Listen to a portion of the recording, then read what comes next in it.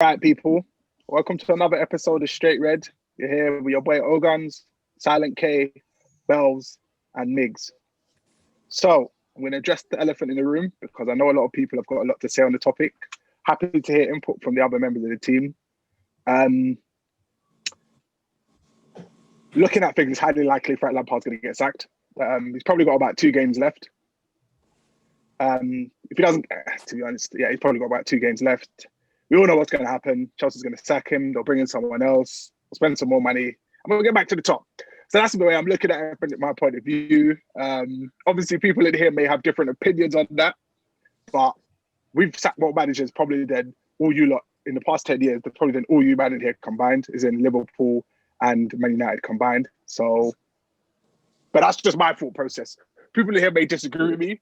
But yeah, I think the way... Anyway, the writing's on the wall, basically. Let's be realistic. What about what do you think about the names that's been touted? Yeah, but the names being touted are the same names that were being touted a few weeks ago. This is the same thing that happened at Arsenal. I said it before. When as soon as Oli was on the hook, when Arteta was on the hook, it's Poch and Allegri. It's basically just top managers that are out of the job. So what could you complain? If top managers are out of the job, they're linking them with your club. You can't really go. To be fair, number 2 is actually Shevchenko, which is an interesting one. But yeah, like number 1 at the top of the list at the moment from the bookies, there's Tuchel, and he's managing 2 leagues with top level players. So I don't know what to say really on the topic. Like the club will make their decision. Chelsea don't really wait around to get rid of someone. Realistically, it was only Sarri like 2 seasons ago, and he only lasted a season. Before that was Conte. Who was before Conte? Do you have a preference? Or I mean, obviously you're representing the Chelsea fan base, or you represent yourself, but a member of the Chelsea fan base. Is there an overall favourite because I'm not too sure. Is there a particular favourite that Chelsea actually won? A name that's standing out? My understanding is that it's and I could see the reason why. The most likely person again is with the person who's the favourite, and it's Tuchel, and it's probably one again because he's managing top level players, and 2, some of the players that aren't performing at the moment for Chelsea are German, and obviously speaks German. Now I don't know how much bearing that would have on anything, but I guess it would have some. He obviously would probably have a better understanding of the German league, better than the rest of them, which doesn't necessarily help for the Prem, but it may help in maybe his thinking of how to integrate them properly. I don't know. To be honest, as I said, it is what it is. If he loses his job, he loses his job. Like Frank Lampard was a great player for Chelsea Football Club, and at the moment he's not a great manager for Chelsea Football Club, and he'll go the same way as Di Matteo in a sense, or 400 other people before him. The thing is, there's not much really to say. You all know it's realistic. The thing is, he'll lose his job, and this is the only thing I will say is a slight bit of confusion on my part, and maybe this is where I can ask a question, maybe to Silent K in particular. So everyone seems to be so happy that he's about to get sacked now. My thing is, if he gets sacked, we're just going to get a better manager. So honestly, I don't really see why everyone's so happy about it, because the problem is, well, it's not really a problem, but we'll just get a better manager and then we'll probably improve from there, which isn't good for everyone else. Yeah, technically, that's just the way I'm looking at it. So it's true. Yeah. I don't necessarily think it's a thing that people are happy that he's going to get sacked. No. I think it's more people are happy with the form. So it's like, it's the same as, I mean, listen, Arsenal have just gone through the same thing with Arteta. Obviously, it seems to have turned the corner. Man United was going through the same thing with Oli. He seems to have turned the corner. But when it's happening, it's exciting. But when he realised, okay, let's put it on the other foot. When Oli was about to get sacked, people was like, whoa, we need Oli here for a couple more games. Do you understand? Yeah, exactly. That was but I've never heard anyone say that about Lampard. I don't know. Exactly. See, this is the difference. When it was Oli, I said it before. He needs a new deal, bro. 5 years, and I still think he needs a new deal and 5 years. Because to be honest, okay, and maybe this is a question for you. Do you think Oli's the man to lead Man United forward? I've kept the same energy, man. I'm still to be convinced in terms of our actual style of play. I think Fam, it's been a while, bruv. You can't sit on the fence forever, bruv. It must hurt, fam. No, He's either the guy or he's not. It's a results business, isn't it? At the end of the day, and he's getting results. Yeah, it is a results business, but his brand, which is for me still counter-attacking football, I'm not sure it's enough to get you to the top. So I don't think he is, but I'm open for him to prove me wrong, isn't it?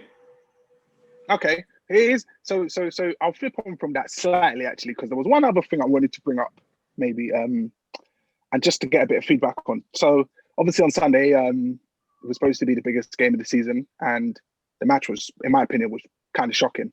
Like, I agree. I know you lot are all Man United and Liverpool fans, so you may disagree, because I think when you're watching your own team play football, it's never necessarily boring, if you know what I mean, because you're watching your own team. But I think as a game and a spectacle, it wasn't very interesting, and it wasn't basically, with all the advertisement money Sky spent on that, realistically they could have just sent that money to Rashford and helped to feed some poor children, bro, and help with the school meals, because to be honest, it didn't really live up to its expectation. So my question is, I'm following in from that, there was a discussion on Monday Night Football between Carragher and Neville as usual, and Carragher said, and this is maybe a question to Silent K and to obviously everyone else. So you would have looked, when you saw the Man United team sheet, I mean, the Liverpool team sheet, and you saw Henderson was a centre back, Liverpool fans, from my understanding, were worried. Gary Neville basically said, it's never been easy for Man United to come to Anfield, which I could probably agree with. But then he said, it's on the players to recognise that basically at this moment in time, it was the time to take the game to Liverpool and to basically go for the jugular, basically. So I just want to get everyone's thoughts on that and what Gary Neville said. Because anyway, I want to get your thoughts on it, everyone's thoughts first. We'll start with Silent K. Yeah, so for me personally, I was disappointed. I mean, some of you might have seen my match reaction, but I was quite disappointed with how we initially, I thought, with that in mind, looking at the lineup and everything, I feel like we gave Liverpool a bit too much respect. I get it. I know what we know what the game plan was from before. Sit back and hit them on the break and use your pace and whatever. But I felt like Klopp, just even going into the game, just looking at the lineup, we knew that Klopp and Liverpool were going to attack because Man United are 3 points ahead, and Liverpool will feel like they want to win the game. So he kind of went all out. He brought in Shaqiri, do you know what I mean? Changed the shape and everything. And I felt like that was even more of a sign for us to really just to punish them a bit and just really take the game to them. But I felt like we gave a bit too much respect at the beginning. And I felt like as the game went on, we grew in confidence and we could see we can get into the channels and create chances. And then I just feel like it was a little bit too late. So yeah, I'm a bit disappointed with our mindset going into the game, but a bit more encouraged as the game went on. But we should have. I still feel like we should have came away with the 3 points. All right. So who do you say? Okay, we've heard what you said. In terms of you were disappointed with the mindset, etc., etc. Who does the fault lie with? Is it the players, the managers, or both? The manager or both? I'm gonna say in this case, I think it was the coach. It was definitely the coach, simply because of going in with McTominay and Fred, and like I said, once again, at the beginning, before the game, I get it. I in terms of just typically when Man United play Liverpool at Anfield, you're expecting like this massive wave of attack after attack after attack, which kind of happened. But I feel like, I don't know, I feel like Liverpool were there for the taking. And it's reflective in Liverpool's recent results, to be honest. They're not, have we got like 1 goal in 4 games or something like that? I don't think they've scored in their last 3, or is it 4? I think it's 4. We've scored one goal in the last 4 games. Yeah, so I feel like Liverpool are there for the taking. I feel, just observing them, yes, they've got the defensive crisis. I think Trent is woefully off form. And I feel like we could have really like done something about that. I feel like when Cavani came on later on and went into the number 9 position, I feel like his link-up play was a bit better. and that's when Man United started really getting them chances. Maybe we should have started with that. Maybe we should have really put. I saw someone discussing this online. They said if a team has two of their main centre backs missing and they got midfielders playing in centre back, why not start Cavani and put a typical number 9 and get them to deal with a typical number 9? It's going to cause them more trouble. And I feel like when Cavani came on, there was just more. I don't know. There was just more to think about for Liverpool, and it ended up with us getting more opportunities. But it is what it is. All right. I'll flip it to the Liverpool guys now. I want to ask you the same question because I don't think it makes sense from there. But of what you saw on Sunday, are you worried? And what worries you? If you are worried, what worries you at the moment in terms of, I don't know, is it the injuries? Is it the form? Is it a certain part of the team, maybe the attack or the midfield? Is it what would keep you up at night watching that performance, and in general, what's going on with Liverpool as a club? We'll start with Bells. By the way, obviously I can't really talk. I'm always awake at the moment because we know. But anyway, I know it sounds like we've gone over this already, but I do think although we're not scoring, I think a lot of our play kind of is suffering because our best midfielders are being played at the back. Now, when I talk about that, I'm talking about Henderson and Fabinho. And that also relates to, for me, to Trent's form suffering a little bit. Because I feel like he's been a bit more cautious in his play. And we all know that Trent is a lot better going forward. A lot better going forward. Defensively, he's definitely a bit naive. He's definitely not the finished article. So having Jordan Henderson and Fabinho in midfield, the midfield's a lot more stable. Trent feels more comfortable and Robertson feels more comfortable bombing forward because they have that cover, which contributes to our attack. You know, when we're relentless and we're pressing teams, I saw a stat that our pressing and ball recovery success rate in the final third of the opposition's half is down 50%, which means before we was winning 50%. If you look at it, look at last season, an 18-19 season. Look at the way Firmino, Salah, and Mane was putting pressure on the opposition's defences and how many times they were winning the ball back before it even reached the halfway line. And you think about this season, it's non-existent. When have you really seen it? You haven't seen it. Now, I know Klopp is he's adopted a more controlled approach this season, but I still think there's certain games where you kind of need to go back to the other tactic, because I feel teams are comfortable with us now. I feel teams are comfortable with letting us play the ball about. They're just letting us do it. And, you know, you can have all the possession in the game. But if you look back at the results, all that possession is not really counting for anything. We're not scoring. You can play the ball side to side, backwards 50, 60 times and have 70, 75% of the possession. But if at the end, the score is 0-0, I don't know, it's not really, I don't know what to call it. It's frustrating to see. Do you understand? I think definitely for me, Wijnaldum looks tired, needs a rest from midfield. We don't score no goals from midfield. Our midfield is not contributing, and that's been... You haven't really, though, to be honest. They don't, not for a long time. The only person that really takes shots, bar Thiago this weekend, I saw him take 2 shots against United, is Trent. I mean, not Trent, Alex Oxlade-Chamberlain. And he is... Yeah, but he's a sick note. He's very, very rusty, yeah. He's not the same player he was. Too many big injuries. I think the front three, I think there's still a little bit of selfishness about their play. Maybe not so much Firmino. I think Salah and Mane. And I think what's killing us is for a long time. So I don't even think I've ever seen it since they've been there together. I've never seen Salah and Mane out of form at the same time. One of them's always bad. That's true. One of them's always bad. True. One of them. So one of them will have a little rough patch where he's quiet, but the other one's scoring like crazy. Yeah. You know, but now none of them are scoring. Firmino's never been a 20-goal a season, man. And I think we are suffering because of that. Big time. All right. I'm going to flip it to Miggs and see what his opinion on this is. What's keeping you up? What's the problem? Over reliance on the front three. Like, I'm looking at the stats, right? I think Salah's got 13 goals, Mane 6, Firmino like 5, and then next is Jota, who's been out for a month, 2. He's on 5, and then below that on 1 is Robertson. Yeah. And then you look at our assists.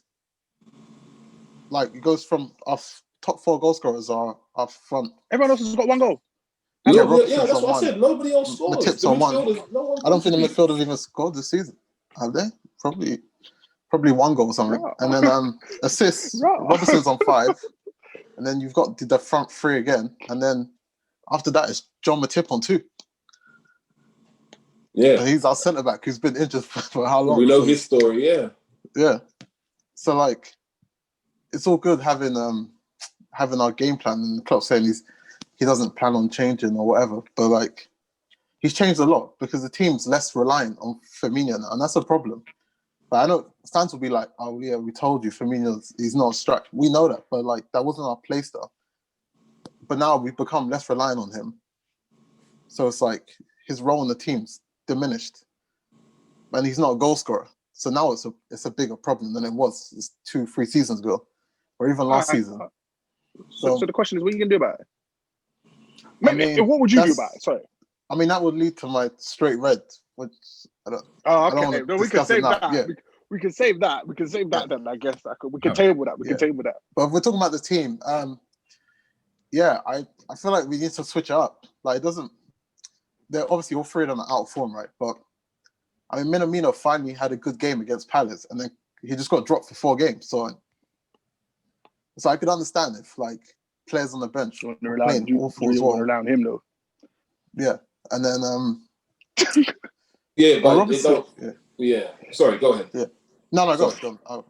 It doesn't send out a good message, because for players on the bench, what you're trying to do, you're trying to come in and give the manager a headache. And if you come in and you perform, and then the next game you're back on the bench, mentally, that's killing you. You're saying, I finally bagged after so long. Minamino's probably, relieved. I've scored against Palace. All right, we scored 7. He only scored 1, but he didn't play too bad, and he deserved the run out. He definitely deserved the run out in the next game. And with how the front 3 have been performing, I don't see how Origi as well. I'm going to throw Origi in the hat as well. I don't see how they can do any worse because we're not scoring. We're not scoring any goals. Only gone to Solskjaer.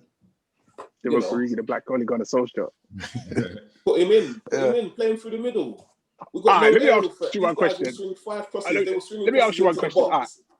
I can understand the Divock Origi thing, but you said Minamino. Let's be realistic, bruv. There's no way he's starting against Man United, fam. Like, you do that, you would have cussed Klopp, bruv. Like, no. All right, Minamino might not have been the game for him. Might not, but we played games. We played games in between Man United and Crystal Palace. Yeah, I agree. We didn't go Villa, right? It was a Villa game. To United. It was Villa, and then you played the full strength team. Did he play against Villa? It was Cup. He did. He was quiet. He didn't have a great game. But by then, he's probably thinking, okay, you wanna play him against these school kids. Do you understand? No disrespect to Villa's. I swear Mane played. You can't say. No. But I'm saying, I think with Mane, with playing Mane, I think the thinking was these guys just need to start scoring again. It don't even matter against who. They just need to start scoring. I think it's a search. You guys are searching for 4 minutes, so you're trying to get them to score goals. Yeah, it don't matter against who. Against anyone. Yeah. No, I get that. That makes sense. But my whole point was, I don't see the problem with playing against under 23s. Then, if you play I'm with not gonna lie to you. With the form now, and the way you've got United showing form, City showing form, Leicester's names are in the hat, and the teams below, they're not far behind. You can go as far. It's not a big gap. There's not a big gap. So Liverpool are probably looking and thinking, right, maybe we need the season to take the domestic cup serious because that Prem title is looking a bit sticky. Last season was probably an anomaly, winning the league by 18 points. So it was never gonna happen again. you know, what was it? 8 games to spare or something like that? Anyway, let's move on. Yeah, I'm trying to bring up the past, bruv, and try to bring up the club. Anyway, all right. So I'm going to hit you now with something hardcore. And I'm going to start with the smiling geezer, Silent K. And then I'm going to go to Miggs. And then after that, I'm going to go to Bells. I need a straight answer straight away. You're on mute, by the way, Silent K. So don't try and be silent, fam. I want a straight answer. No this, no that, no anything. I'm going to ask you a question, and I want a straight answer from each of you, one after the other. And I don't want no blah, blah, blah, blah, blah, blah. No reasons, just a straight answer. All right.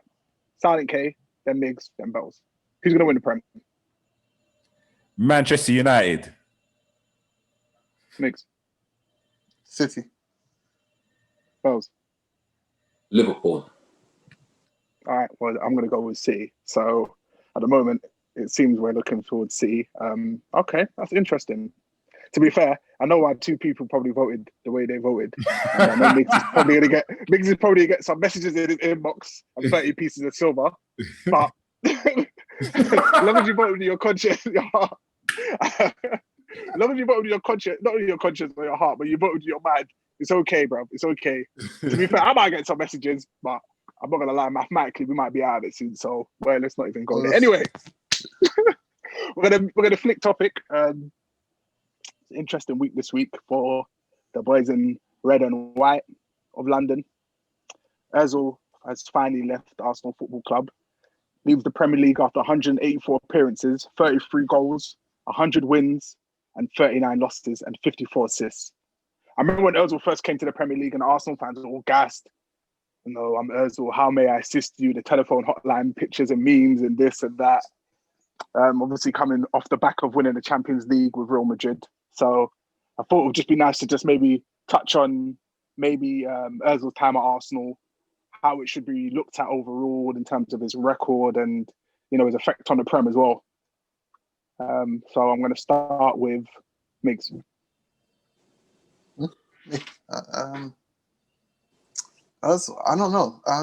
It started off well, you know, around the time Sanchez, in the Sanchez days. No, he's a good player, but I feel like from football now, like talent's not enough anymore. I mean, it's never has been really, but you know, you got to run. Like technical ability is great, but you got to run these days. Like he probably played 10 years ago. We'd be talking about him like a legend. I mean, he's a legend to some anyway, but he was a great playmaker. But now these days, you're not dead, by the way. Yeah, like we said once. Not dead. Yeah, but that football's changed. I mean, you've seen it. Like you've seen some of the teams, even some of Klopp's teams, like the midfielders we used to play away Champions League games. It's more system based. Like a lot of individualism has been coached out of the game. Oh, this is a topic right here, mate. This is a topic. So a lot of players back in the days. That's why you see and it's harder. Like you'll see less Ronaldinho's over the years because, like, that's so cool. But when Burnley's got 10 men in their box, like, you're not dribbling past 5 players. you dribble past one. The ball's in the keeper's hands. Like, so yeah. I feel like I know it went downhill quite steep after like a while, but yeah, I still think he was a great player. I just don't think he kept up with the game. The game changed. You know. All right, I'm gonna flick it to Silent K just because he seems to sound like he wants to say something about this. No. I mean, Miggs makes a really good point when he spoke about. Okay, firstly, just in terms of Ozil and just a reflection of his time.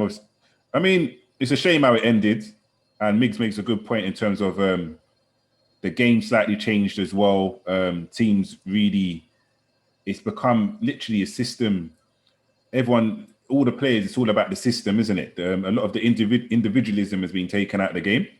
It's not even so much been taken out of the game, but I don't know. You just don't see it as much. And even just going back to the Liverpool point, the whole Liverpool Man United point. And I remember there was a moment in the game. So this is slightly digressing from Ozil, but there was a moment in the game where Salah had Maguire isolated one-on-one. And I'm thinking to myself, like these, like not obviously he's a top player in the game now, Salah, but I was expecting him to really take him on and you know what I mean, show that level of beating the player and creating the opportunity. But Salah was kind of like within himself, not sure if he could take him on. And I feel like looking in the Prem now, maybe like apart from like a Wilfred Zaha or someone like that, there's not many players that I think in that situation would probably do. I mean, I don't know. I feel like there's not as much real top individual players who can make things happen by themselves in the game. Now, bringing it back to Ozil, for him, I think the game was transitioning. Ozil, like, his stats was sick, and there was a time when he was killing it. He was killing it with these assists. It was actually annoying to see. And I remember even before when he came over, when he was at Madrid, he had a good time at Madrid. And I remember Rooney actually said Rooney was actually vexed when Ozil went to Arsenal, and that's when he called out Ferguson about ambition, like as the club got ambition. Like Ozil was one of them players at that time, but I don't know, man. It's sad how he left. We know that there's a lot of politics involved. There's a lot of serious politics, and that raises questions as well. But overall, I rate Ozil, man. I rate Ozil still. Okay. And Bells? I think Devontae and Silent K covered it pretty well. I think he's a very talented player. Started off a little bit slow, I think. Then he went for a purple patch. And in the season, he got 19 assists. And that probably leads on to where you were saying Arsenal fans were putting out all the memes, you know, how can I assist you and all of that. And if you watch him, he is a good player. But you just think in today's game, and I do miss players like that, but today's game is more tactical. You know, there's a lot of coaches look for players who have a certain level of work rate and commitment. And there's question marks over that in regards to Ozil's commitment, his work rate on the pitch, not just on the pitch as well. In training, there was question marks about how hard he was willing to work, you know, if he was willing to run. And that probably was the beginning of the end for him. Then obviously there was a few things like Silent K said about his political views, which I think if you actually look into them, he wasn't necessarily wrong. But with everything else that he had going on at the time, I just don't think it probably didn't help him, you know. Then there was the refusal to take a pay cut. 12.5% pay cut? He refused flat out. Did he? That's what they said. That's what I read. I'm out of that. That sounds like they'd say that just to get him out of the club, bruv. They trying to give someone bad press. I'm not sure. But yeah, I think the 350 grand contract he was offered, it was alleged that Arsene Wenger regretted giving it to him. And it was because that Arsenal had sold Sanchez, which was probably their biggest player at the time. And Ozil wasn't happy, and maybe he was having his head turned. So they, you know, gave him that contract to keep him at the club. And obviously they've ended up regretting it ever since. But yeah, he's a good player. But I think that number 10 role, Ozil suits, you know, when you think of that term, the old term, free role. If you could think of a player that would represent that role perfectly, it would be Ozil. But unfortunately, with today's football, you know, like Silent K said, is there any such thing as a winger? When he spoke about, you know, the Salah situation with, is it McTominay or Maguire? To be fair, he should have. No offense, he should have killed Maguire. No offense, but I'm gonna digress a little bit. I don't understand why he didn't do that, but whatever. Because when Salah's not scoring, for Liverpool, you don't offer nothing else. Doesn't offer nothing else. But that's another subject altogether. But yeah, it is sad, and it's a issue that's been rumbling on for a while. So I'm sure Arsenal fans will be relieved, and Ozil will be relieved. He's gone back to Turkey with Fenerbahce, so yeah, good luck to him, man. Good luck to him. It looks like Arsenal have moved on, mate. The way they're playing. Okay, so I'm gonna obviously I don't want to go into too much. I don't want to repeat everything everyone said, but I've just got one more follow up just on that. So Yeah, I'll give all the Arsenal fans that are waiting for him, Lord praise on Ozil. You're not really going to get it. I'm just going to say, great player, but he's gone now. So we move on. But my question would be, in terms of the free role, so I know everyone's saying it's more about systems now. So are you saying that, okay, let's put it this way. You could probably say Messi has a free role at Barca, which he basically does. He can do what he likes, right? On and off the pitch. Like.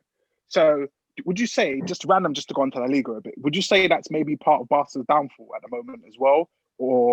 And that basically the only team in the world you're going to ever get a free role is if you're at Barca? I think it's... Sorry, go on. Right, like, for example, look at Neymar. Neymar's another one, by the way. Neymar at PSG, you could argue this might be why PSG have not... like, sometimes I watch some of their games against a disciplined team, innit? And you'd be watching them and you'd be like, "Wow, Neymar, man, just do that job, innit? Put in that extra hard work." Them man don't track back. Them man don't track back. Don't believe it. And better times, so the contract. Yeah, and better times you see like someone at the back for PSG has to have like an amazing game because other guys are not tracking back, innit? The winger and the fullback are overlapping space. And so but in the same breath, Neymar, for example, is a player that I love to watch. When I watch it, the way how he plays and it makes you enjoy watching it. But is it detrimental to the team? At times. At times it can be. I mean, I'm even going to take it local now. I'll bring it back to Manchester United with Bruno Fernandes playing in the 10. Okay, he is hard working off the ball, to be honest. He would track back and win the ball. But sometimes I feel like there's a bit of a... I don't know. Sometimes I just feel like there's a bit of a luxury player in there. To be honest, maybe I am being a bit harsh on Bruno because Bruno does. You are.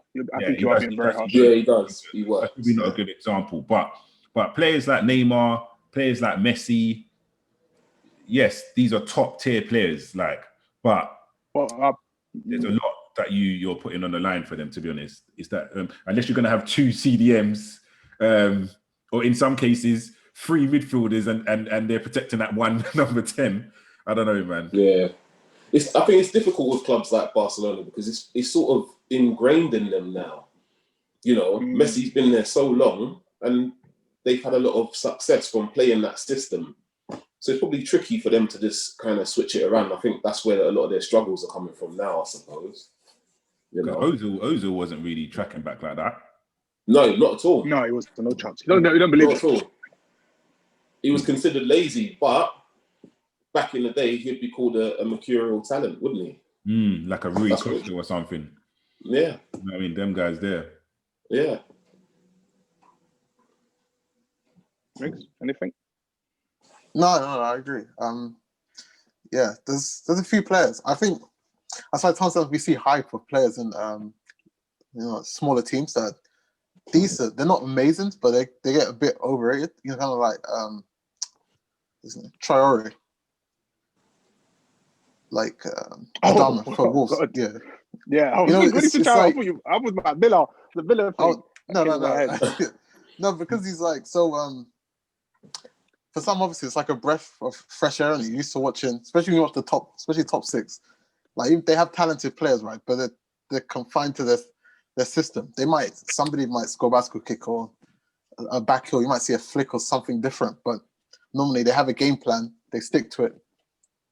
Especially Liverpool, we like to play down the wings. Like we're just going to play them crosses every day. Even St. Maxim, I think he's a decent player, but his hype's like much higher because it's reminiscent of football back in the days. Like you'd have a player, you just run, you could take on people, but someone like Messi can get away with it, right? Because he's so good at it. Like you'll never be like, oh no, it's safer to pass the ball. Like what Messi's capable of. And the good thing about Messi is that if he has to play system football, he can play it. Like he's not just good at dribbling; he can score, he can create from nothing. So yeah, he can get away with it. Like he's free to do whatever he likes. Obviously, eventually, Barca's gonna have to move away from that. Like they're gonna need stability because there's been a few games. Probably one of the best examples was the Chelsea game, semi-final. Like obviously. obviously back then Barca's team was much stronger than it is now. But like, if he could get shut down back then, like he's getting older as well. Like him and Ronaldo are still amazing. They're better than 99% of attackers, but they are getting older. And there's only so much one player can do against a team. So you're gonna have a plan which involves, which at some point doesn't involve them. To be fair, you don't even have to go back to the Chelsea game. You just need to look at that 8-2 last season. Yeah, that was. There's so much you can do when he's up against the whole team, bro. Like, that was like a horror movie on a football pitch, boy. I remember someone said to me, "It's 4." I went, "For what? What do you mean?"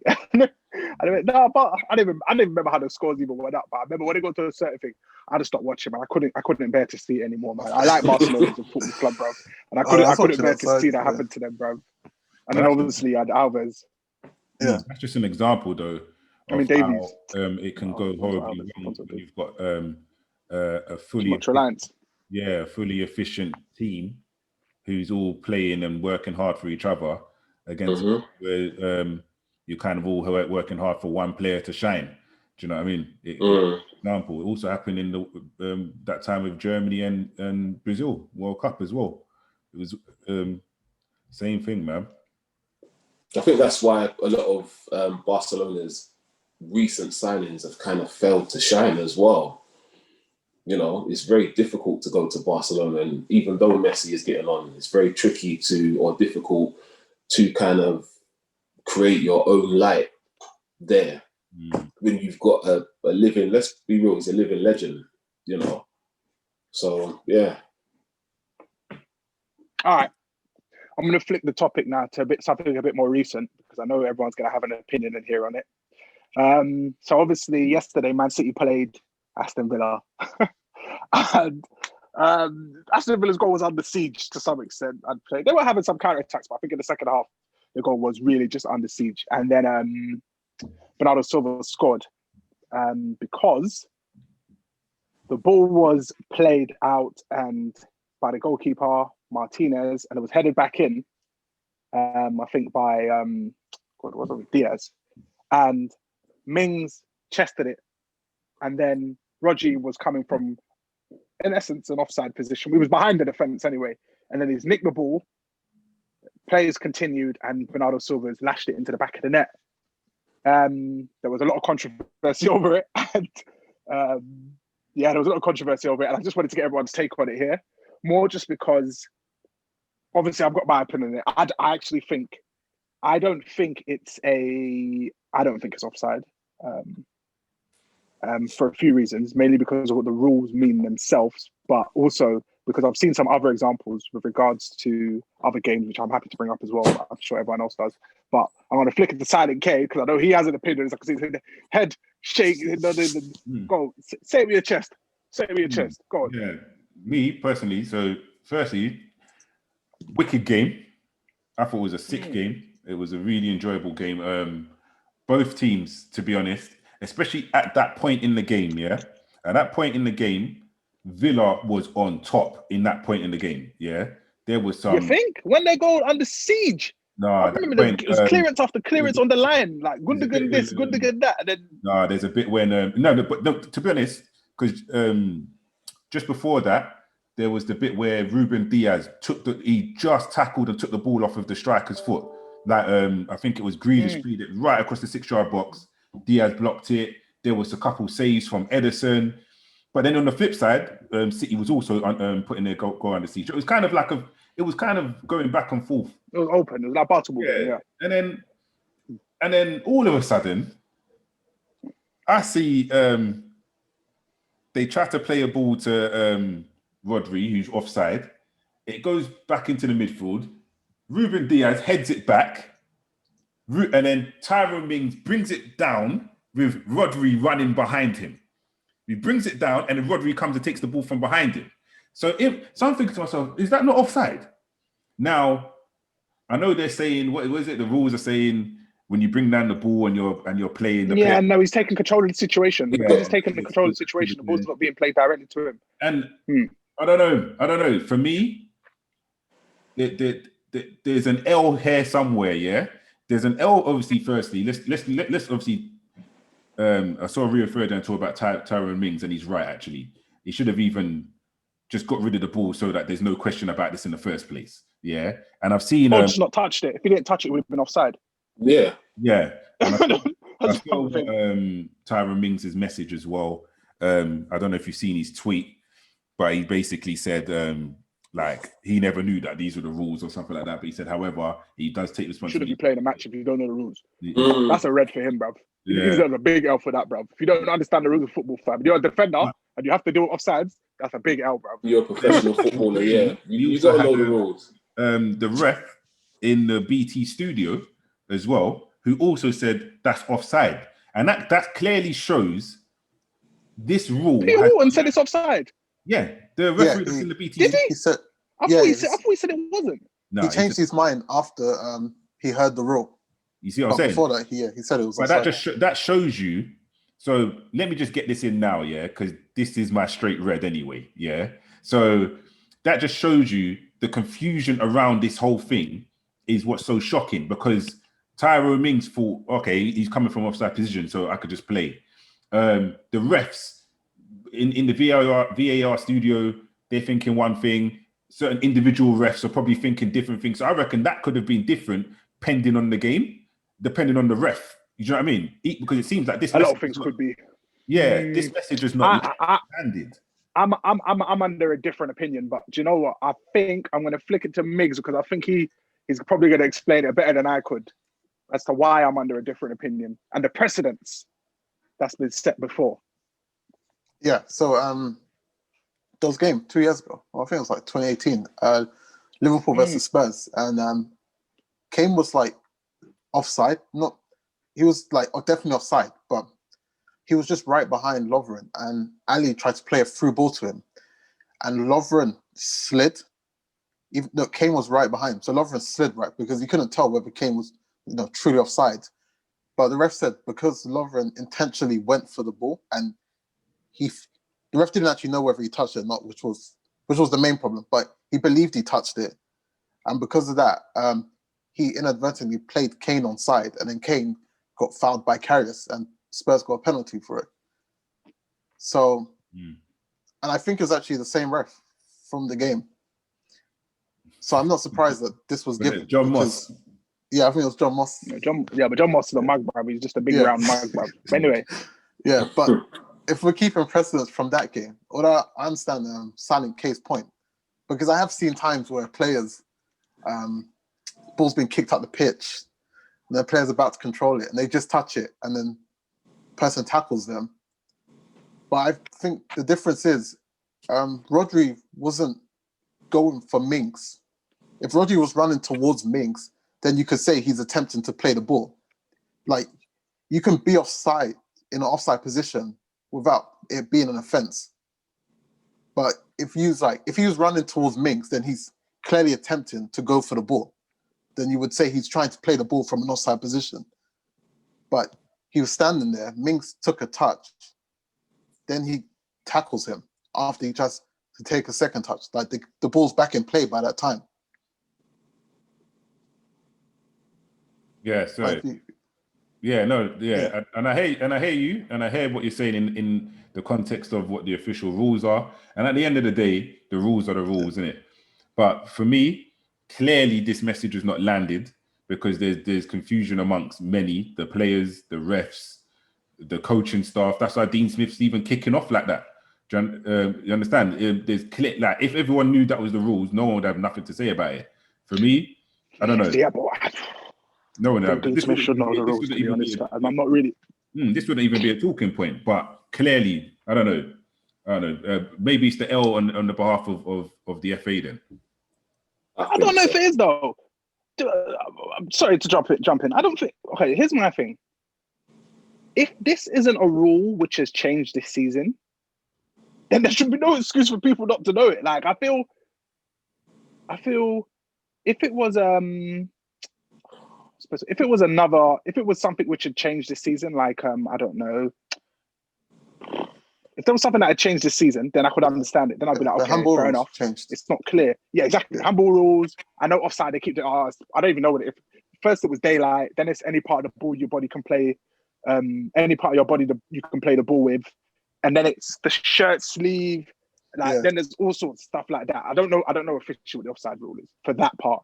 But in terms of him trying to play the ball, for me,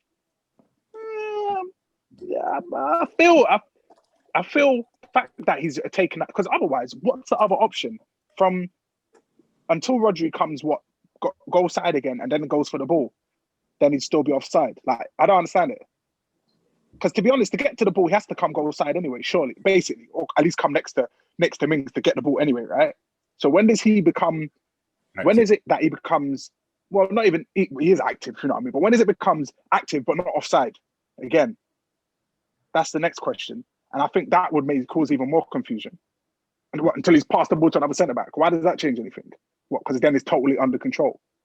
You know, I think it's a sticky one. But anyway, let me flip on to Bells. I haven't really got anything to add apart from looking at it initially. I'd understand people's reservations and their questions about it. And I know the Aston Villa manager, Dean Smith, was upset because he thought that he saw that the referees didn't even go over to the monitors. Now, like I said, the rules are in place. That particular rule hasn't changed this season. All the clubs must be briefed. You have to be briefed. You know these rules. And if the coaches should know the rules, and if the coaches should know the rules, your players should know the rules. Because the way Rodri operated in that incident means to me he knew the rules. Do you understand? By his actions, he knew the rules. Tyrone Mings chested it, went to take another touch, messed up, got depossessed. You could have just cleared it out, to be honest with you. Do you understand? That would have been an easy option. Like yeah. Problem averted, and possibly you definitely don't concede a goal, you know, in that circumstance. Yeah. And you maybe at 1-0, you maybe get back into the game. We're having a different conversation today. You know what I mean? And Liverpool chasing. That wasn't even 1-0 then. That was the first goal, surely. That was the first goal. Wasn't it? Sorry, it's 0-0. So maybe, you could even go on, nick a draw, unlikely as it may sound, possibly even a win. You know, complacency, to be honest, at the back, bro. In my opinion, anyway, fam. If you're not sure, get rid, fam. Especially when someone's around you. Because Henry's the kind of guy. Even Henry used to be trying to hide behind someone, fam. Just sneak up on the keeper, they drop the ball and put it into the net and stuff like that. Van Nistelrooy nicked one time like that. Yeah, from a keeper or something like that. Might not have been a defender, but yeah, you got those sort of players, man. They look for things like that. Yeah. Henry's been waiting for them through balls from Gerrard just to collect the ball and get whatnot, fam. So, and that was for England. So that's not a Liverpool shot. That was for England, right? Yeah. In fact, no, I think he did it twice. He did it against Arsenal as well, isn't it? Yeah, that's it. He did it against Drogba as well, actually. You know? Do you know what? Let's stop. Leave Gerrard alone, man. Leave him alone. Let's move on. I like Gerrard. Hall of Famer in that. All right. So, people, we all know what time it is now. It's time for the part of the show that everyone loves to tune in for, to see who in the world of football deserves that L. And I'm going to say there's no point giving a red card to Lampard or Chelsea Football Club. So instead, until Chelsea win back-to-back games, I've got a rolling red and a rolling suspension rolling for Chelsea Football Club and for Frank Lampard. So until Chelsea get back-to-back wins, and I can do that, because we can do that on straight red. Until Chelsea get back-to-back wins, we got this rolling red, which is sitting there from me to you, Frank, and to the rest of the players and to the club. So, rolling red. We're going to flick on. I'm going to go with Bells. Who's your straight red for this week? I was going to give it to Aston Villa's coach, but I'm not, you know. I'm going to give it to... Why would you give it to Villa's coach?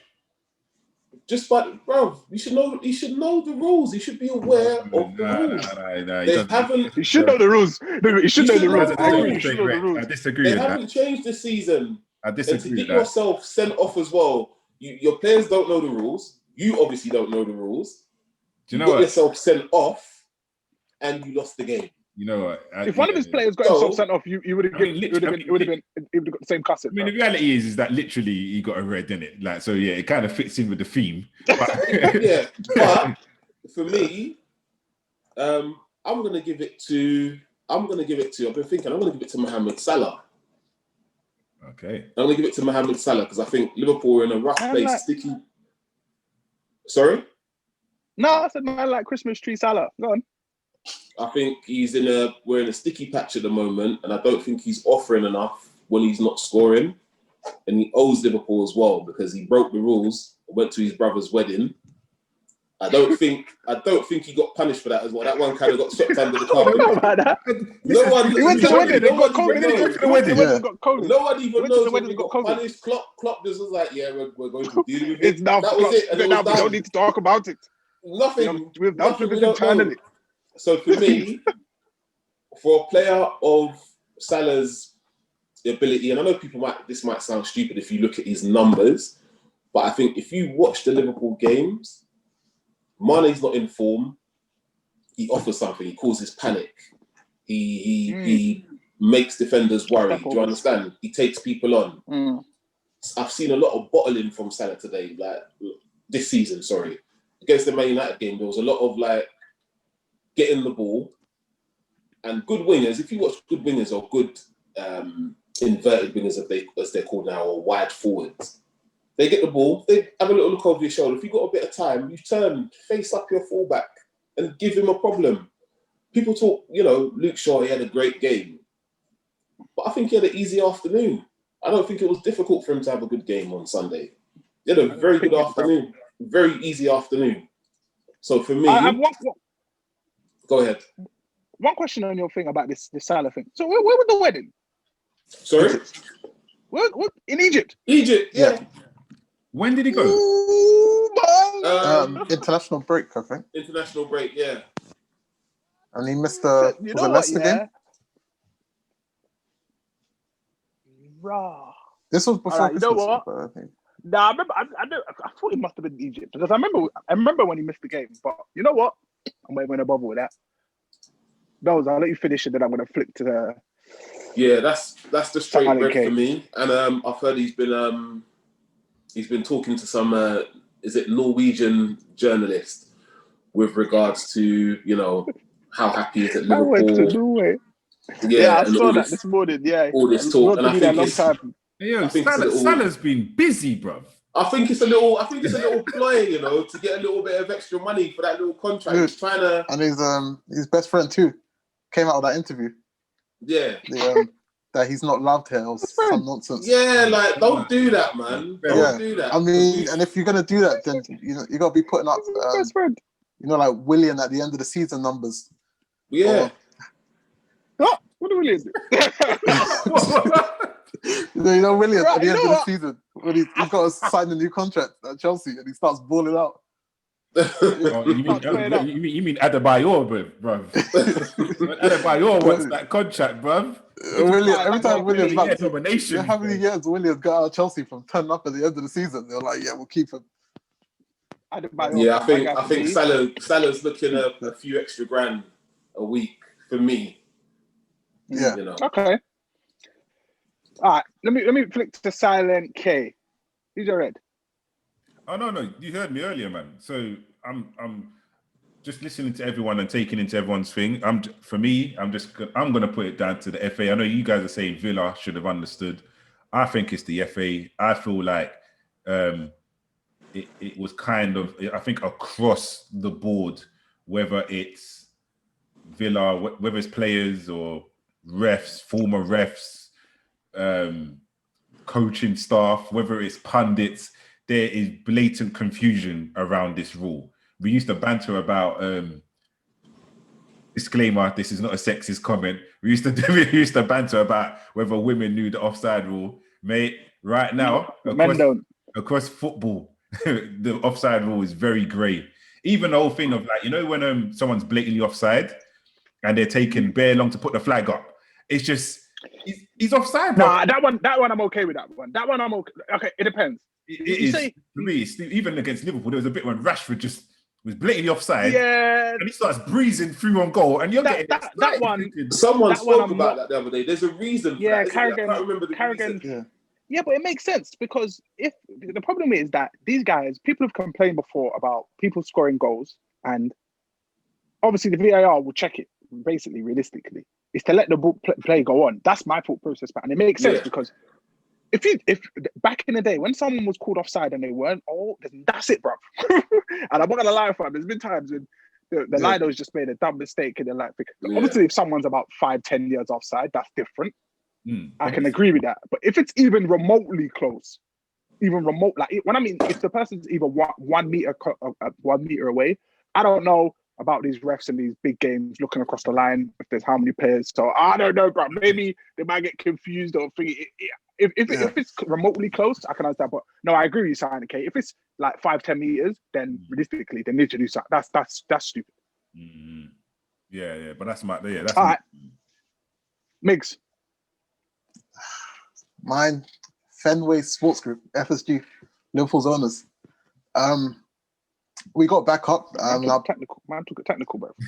Yeah. I think LeBron. Yeah, we got back up. You know, I'm not going to complain about the signings this season because we got what we needed, and the worst that could possibly happen happened. You know, we lost Van Dijk, we lost Gomez in the training. Like, you know, my tip's always been half and half, but then Thiago was out for how long?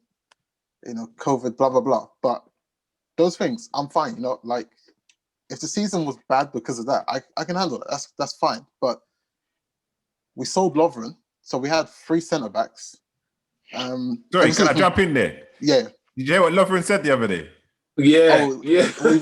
Liverpool miss him more than he misses them. I said, the problem is, I agree with him. That's what annoys me. I shouldn't be agreeing with that. Yeah. Just touching on what you said.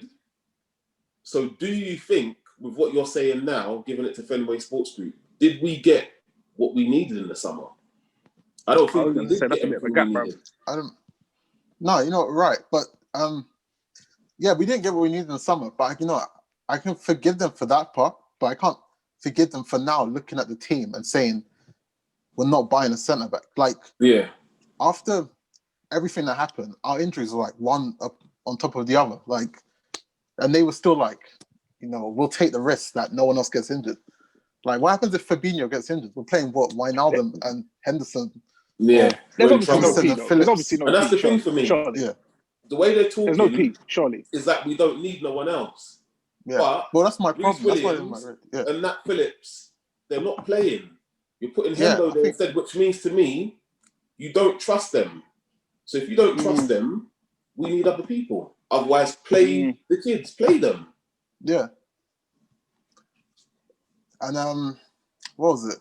Yeah, I was looking at City. I mean, there's no peace, but that's my problem with them. I know Liverpool fans love them, right? But obviously, like, there's this honeymoon behavior going on because we won the league and we've won Champions League under them. Everything's great, but people are forgetting when we had Rodgers. Like, we've got Klopp now, so Klopp's gonna paper over some cracks. What happens when he leaves? Like, he's gonna leave at some point. We can't just pretend we're gonna get a manager as good as him to come in, take over. We can't even pretend that the rest of his years here are gonna be great. Yeah. Like, Pep had a terrible season. What did they do? City bought Ake. Like, they spent 40 million on him, and he's nowhere to be seen. Yeah. We had to sell one of our prospect right backs in Hoover just to buy a left back cover for Robertson for 11 million. And then City started the season, weren't doing good enough, and went to splash another 50 plus on Ruben Diaz. And look at them now. Like, our owners don't match our ambition. Like, I know it might sound ungrateful because, No, I was going to say, I've been watching all of this unfold over the past few months, and I've just been waiting for the downfall, actually. But yeah. No, like, why is that smile on your face? Wipe that smile off your face. Listen, when you're in the mud, bruv, you want to drag everyone else in the mud with you. Bruv. You want to drag everyone else in the mud with you, bruv. And I'm planning to drag you all down back to the depths of that 8th place that we're in right now. So anyway. No, honestly, like, I'm looking at the table and they can't be thinking, what are we going to do? We're going to play for top 4. I've seen some Liverpool fans say, we go on the cup run, try our luck in Champions League. There's no Anfield crowd. Like, unless that vaccine's coming soon, like, we got no crowd. Yeah. And we're highly reliant. That's another thing that's been papering cracks. Like, Liverpool just been winning games of just vibes, like, just team spirit. Like, last season, I don't think we even played amazingly. Like, we just kept going. Like, the crowd would push the team. Yeah, last season you were just relentless, bruv. There was no... Yeah. The pressure we just wouldn't lose. Like, we wouldn't take no for an answer. Yeah. But now you're almost like in the training ground. It's just you against a bunch of other players. And I think, obviously, I've always believed that to a point. Pep's obviously tactically better than Klopp, right? And then you can have a hard-working midfielder, right? But front three need help, like. And if you have in the midfield, two of your best players, who's our best attacking player? Probably as an attacking midfielder, it's probably Thiago, but he's our deep line playmaker, so he's not going to move from there. It probably would have been Chamberlain if he was in any sort of form, but the team's in terrible form. He just come back from, terrible injuries. I'm not expecting nothing. I know, cause I've seen a lot of Liverpool fans get onto when did he come back? He's been back a while now. I feel like he's been back for about 2 years, bro. He's been back a while. But I was thinking, he got injured beginning of the season, and he was out for a while, and then he came back December or something. Okay. Yeah. So I'm not expecting anything from anyone else, to be honest. It's like our owners will do. They tell us I don't know, something interesting is going to happen in the summer. I mean, I don't know what that means. Like, as far as I'm concerned, that's probably just they're going to improve the main stand at Anfield. Like, yeah, that sounds good, bro. Especially with no fans. All right, so I'm going to give my second straight red. Because the standard one, to be honest, has probably been standing for about a few weeks with Chelsea anyway. But my second red is going to go to, I'll have to give it to Graham Souness or Roy Keane for something they said at the weekend. And everyone that agrees with or disagrees with what I'm about to say deserves a red as well. So you should go stand in the corner and look at the wall or something like that. As far as I'm concerned, so obviously there was a football match on the weekend, Sheffield versus Tottenham. And then Ndombele scored that goal, like where I don't even know what to call it. It's like a lob slash, I don't even know what it was. Obviously, Souness and Keane have come out and said he meant it. Now listen, I'm sorry. You know what? I don't care. I do not care how good they think Ndombele or how good they think he is. It's impossible, bro. He was just trying to keep the ball in play. Yeah.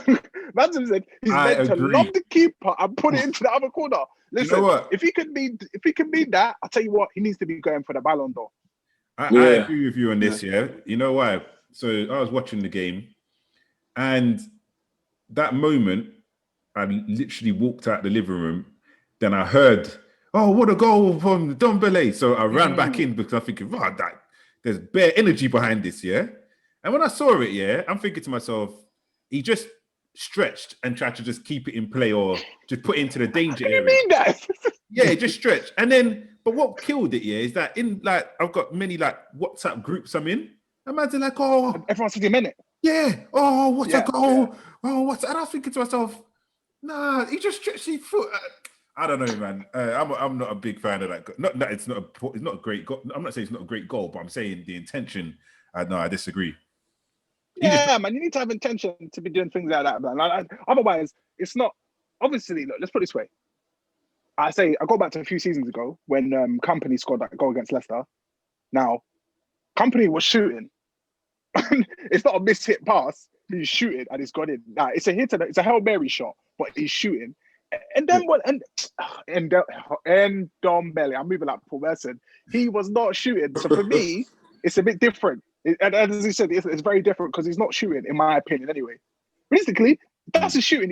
If that's how he can control the football on the stretch, he should be getting about 20 goals a season, bro. Because he'd have to be one of the most technically gifted players to ever walk the earth.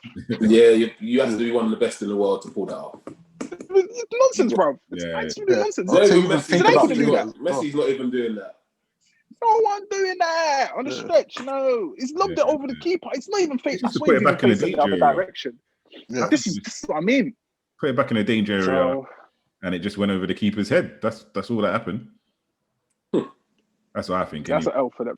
That's a red card for Souness and Roy Keane, particularly Roy Keane. I know Souness checked a lot of patty anyway, but Roy Keane, he said it with a straight face. And I know he's usually got a straight face on, but no, Ray, you need to do something about that. All right, Soul people. Another episode of. No, before we wrap up, can I just say something? Yeah, because man, we need to be showing some appreciation to one of the best players that's ever touched Premier League football, bruv. And he hung up his boots officially the other day, mate. We have to pay some respect to Wayne. He's been retired for about 10 years, bruv. No, we have to pay respect. Man won what 5 Prems. Got the Champions League. Man United's record top scorer. England's record top scorer. Wayne Rooney's that guy, bruv. You have to pay respect, bruv. You know what I mean? Salute. Didn't you want him at the club though? Listen, when it was coming to an end, it was coming to an end, mate. You know what I mean? I respect what he did for the club.